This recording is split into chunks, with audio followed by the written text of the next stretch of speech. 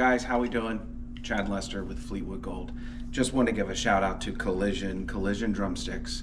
These sticks are literally the best sticks I have ever played with in my entire life.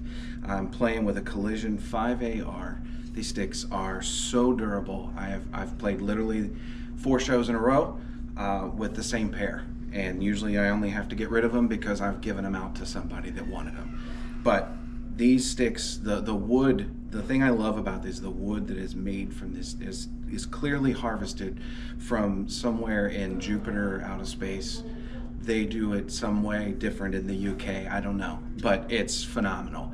So thank you so much. This is why I went with Collision. These sticks are almost perfect.